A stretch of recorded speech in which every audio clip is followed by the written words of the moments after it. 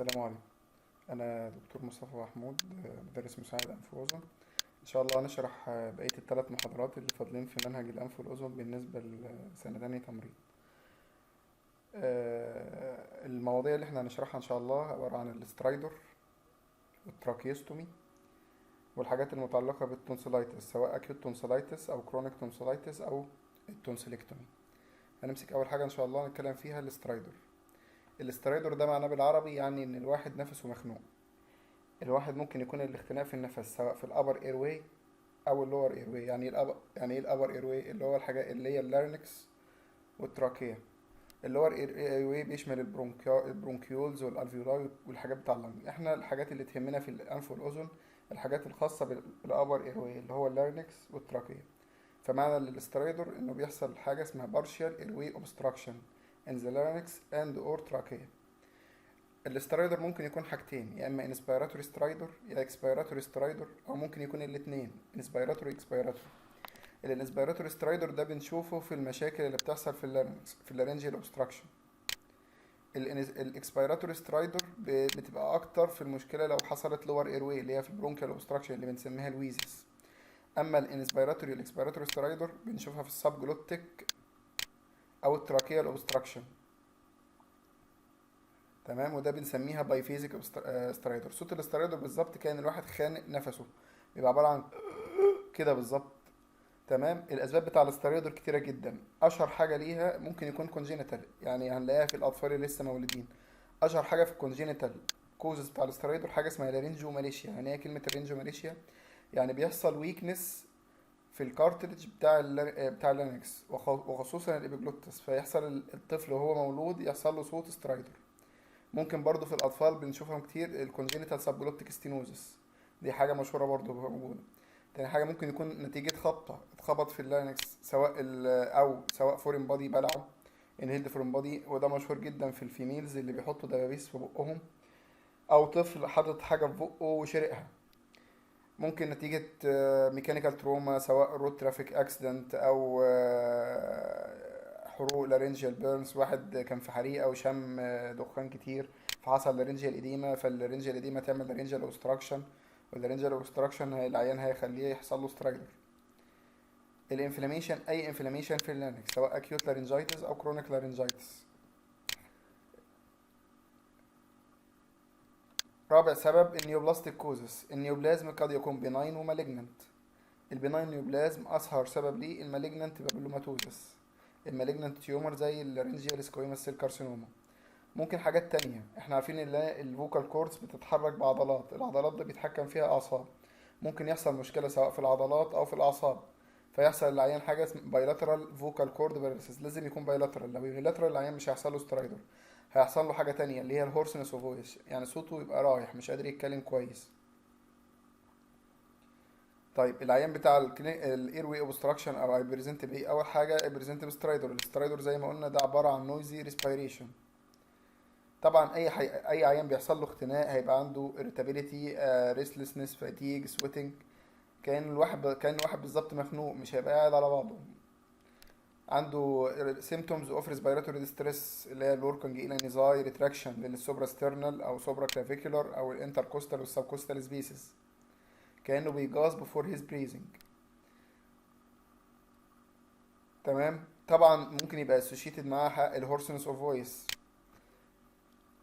في الحالات الادفانسد قوي من الحالات بتاع الاسترايدر العيان هيجيله ساينوزس، بعد كده براديكارديا، وده مارك ده يعني الايه العيان عنده ماركد هايبوكسيا، فاينالي كوما اند ارست. عشان كده الاسترايدر ده امرجنسي، ما ينفعش عيان استرايدر نتعامل معاه معاملة عادية، ده عيان طوارئ. ولذلك اي عيان استرايدر احاول اعمل له مانجمنت as soon as possible. يعني انا لو فكرت اعمل له تراكيوستومي لازم اعملها في اقرب وقت ممكن قبل ما الساينوزس والبراديكارديا يحصلوا، لان الحاجتين دول علامات من علامات السيفير هايبوكسيا.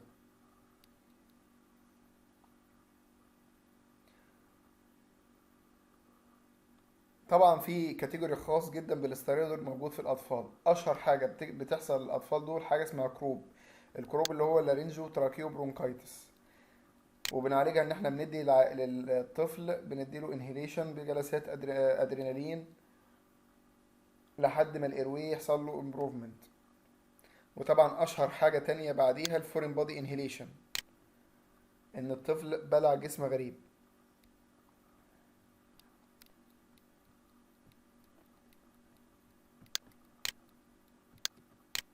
يبقى الاسترايدور باختصار ده واحد جاي نفسه مخنوق، ممكن يكون في منه نوعين، نوع مع الانسبيريشن وده بيحصل لو حصل لارنجيال اوبستراكشن، ونوع مع الانسبيريشن والاكسبيريشن ده لو تراكيال اوبستراكشن او سبجلوتيك اوبستراكشن، وبنسميه باي فيزيك سترايدور.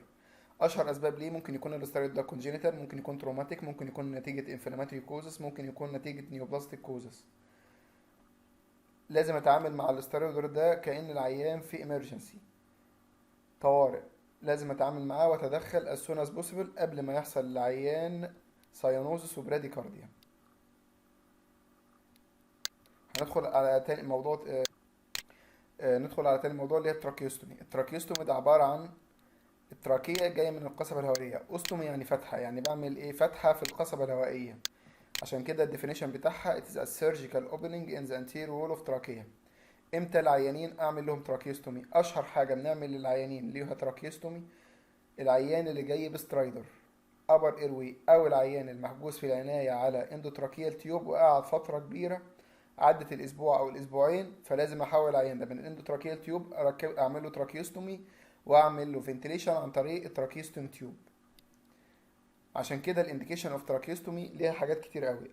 هي اول حاجه الابر ايروي اوبستراكشن، هي نفس اسباب الاسترايدر، وقلنا يا اما كونجينيتال زي لارينجوماليشيا او سبجلوتيك ستينوزس، تروماتيك زي الانهيلد فورين بودي، الانفلاماتوري اللارنجايتس بانواعها سواء اكيوت لارنجايتس او كرونيك لارنجايتس، النيوبلاستيك المالجننت تيومرز ده اشهر حاجه، او العيان اللي جاي بايلاترال فوكال كورد باراليسيس. ممكن تكون الاسباب بره اللارينكس خالص، لو عيان جاي في حادثه وحصل سيفير ماكسيلو فيشال انجري، وشه كله بقى وارم بالماندبل بقى فراكشرد، اللارينكس مش هيعرف ياخد نفسه. العيان اللي عنده لودفيجز انجينا او ريتروفارينجيال ابسس عنده سيفير نيك سبيس انفكشن لدرجه ان هيحصل له لارنجيال اديما، اللارنجيال اديما ده هيعمل سترايدر. عشان كده في الحاجات الابر ايروي اوبستراكشن الفاليو اوف تراكيوستومي از تو باي باس الاوبستراكشن، ان انا اعدي منطقه الانسداد في الابر ايروي لحد ما الدنيا تمبروف، بعد كده ممكن اشيل التراكيوستومي للعيان. طيب في حالات اللور ايه الاسباب التانية اللي هو اللور ريسبيراتوري تراكت اوبستراكشن؟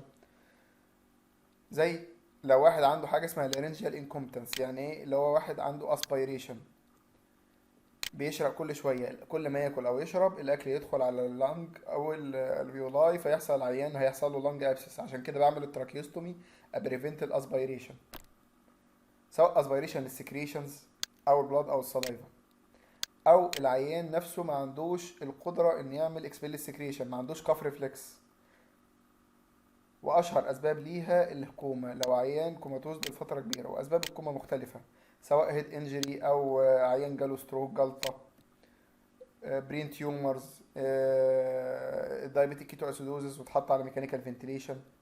ممكن يبقى اسباب الكوما ممكن يبقى اسباب بريفرال، واحد جاله ريسبيراتوري ماسل باراليسيس زي مرض اسمه جيان بري سيندروم.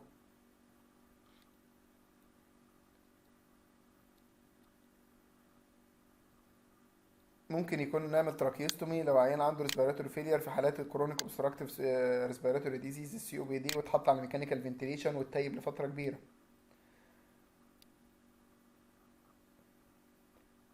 ممكن اعمل بقى التراكيستومي ده الكتيف، يعني ايه؟ مفيش لا اير وي اوبستراكشن سواء ابر او لور اير وي اوبستراكشن، بس انا خايف ان ممكن يحصل للعيان اير وي اوبستراكشن بعد البروسيجر اللي اعملها، وخصوصا لو بروسيجر زي الحاجه اسمها نيزو اكسجن للنيزو انجيو الانجيو فايبروما، او لو عيان هعمل له عمليه في اللارينكس نفسها، عمليه في الحنجره سواء بارشال لارنجكتومي او لارنجو فيشر، هخاف ان العيان ده بعد العمليه يحصل له رينجيال اديما، والرينجيال اديما دي هتعمل له اوبستراكشن وسترايدر وممكن يموت مني، فلازم اعمل الكتيف تراكيوستومي. التراكيوستومي في منها انواع، في نوع اسمه هاي تراكيوستومي ودي بعملها في الفيرست والسكند تراكيال رينج، وفي نوع اسمه لور تراكيوستومي ودي بعملها في الفيفث والسكس تراكيال رينج، وفي نوع تالت اللي هو الميد تراكيوستومي، ده النوع اللي احنا بنعمله اكتر حاجه وده اشهر نوع، ده بنعمله في الثيرد والفورث تراكيال رينج. تمام. ازاي اعمل يعني باختصار عمليه التراكيستومي ده عباره عن ايه؟ اول حاجه العيان يا اما بعمله بجنرال انستيزيا يا اما بعمله بلوكال انستيزيا. بعد كده بعمل انسيجن في النك. الانسيجن في النك ممكن يبقى ميد لاين فيرتيكال يعني بالطول في نص رقبه العيان، يا اما ترانزفيرز انسيجن ما بين اللور بوردر بتاع الكريكويد كارتريج والسوبراسترنال نوتش.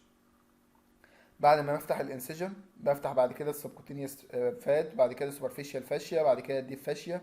بعد كده بقى هلاقي البريتراكيال ماسلز اللي هي الاستراب ماسلز اعمل لها سيباريشن. بعد كده هوصل هلاقي الثيرويد اسمس في وشي، هعمل له ديسكشن وبعد كده اعمل له انسيجن. بعد كده هوصل للتراكيه، اعمل بعد كده اوبننج في التراكيه. قبل ما افتح التراكيه المفروض بحط فيو دروبس اوف لوكال انستيتيك عشان افويد الكف ريفلكس، امنع الكف ريفلكس خالص انه يحصل لما احط التراكيستوم تيوب. بعد ما بعمل اوبننج في التراكيه احط التراكيستوم تيوب. بعد كده اعمل اديكوت هيموستيزس لو في اي حاجه بتنزف اتحكم فيها. بعد كده اقفل الوند بتاعي بسوتشرز. طيب احنا عندنا في تراكيستوم تيوبز في منها انواع. في نوع في كف يعني فيها بالون انفخها وافضيها، وفي انواع تانية ما فيهاش بالون نون كافد. في انواع من التراكيستومي تيوب فيها حاجه اسمها سبيكنج فالف. يعني ايه؟ انا لو عيان عملت له تراكيستومي العيان ده مش هيتكلم لو الانبوبه نفسها ما فيهاش صمام كلام. في انواع من انواع فيها حاجه اسمها اكسبيراتوري سبيكنج فالف عشان العيان ده يعرف يتكلم وهو في تراكيستومي. طبعا الكومبليكيشن بتاع التراكيستومي ممكن اول حاجه دي عمليه، ممكن يبقى نتيجه الكومبليكيشن للانستيزيا. تاني كومبليكيشن هلاقيها العيان هيحصل له هيموريدج، سواء الهيموريدج ده برايمري يعني في اول يوم في العمليه او رياكشنري بعد العمليه بيوم نتيجه ان غرزه اتفكت.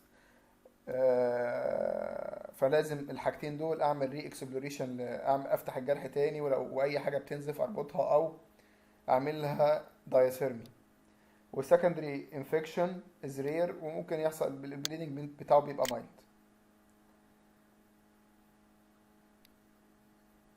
تاني كومبليكيشن الاقيها انجري الامبورتنت ستراكشر، ممكن اعمل انجري للبيج فيسل زي الكاروتيد البريكيوكيفاليك فين، اعمل انجري للثيرويد والانجري للثيرويد هتعمل سيفير بليدنج، اعمل انجري لللنج والبلورا هعمل نيموثوركس. عشان كده اي عيان بعمله تراكيوستومي اعمل له بعديها شيست اكس راي.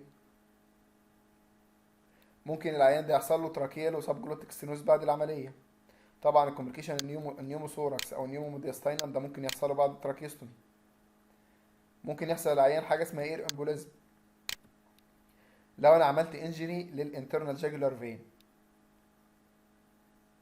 او البريكيوكيفاليك فين هيحصل امبوليزم. الفين نفسه بيبقى فيه نيجاتيف بريشر، هيشفط هواء هيعمل امبوليزم، والعيان ده ممكن يدخل في كاردياك تمبونيد ودس.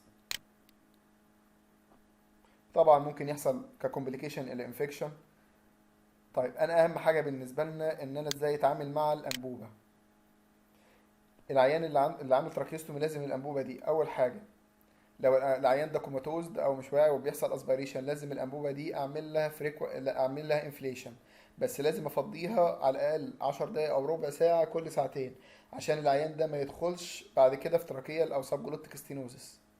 تاني حاجه لازم اعمل فريكوانت اسبيريشن، لازم اشفط من الانبوبه دي كل شويه عشان ما تتسدش، لان لو الانبوبه دي اتسدت العيان هيحصل له هايبوكسيا وريسبيراتوري ديستريس اب تو انه ممكن يموت. تالت حاجة الأنبوبة نفسها لازم تبقى متثبتة كويس، لأن الأنبوبة دي لو اتحشت من مكانها العيان برضه هيحصل له هايبوكسيا ويموت. فلازم أخلي بالي وأنا بتعامل مع التراكيستومي تيوب.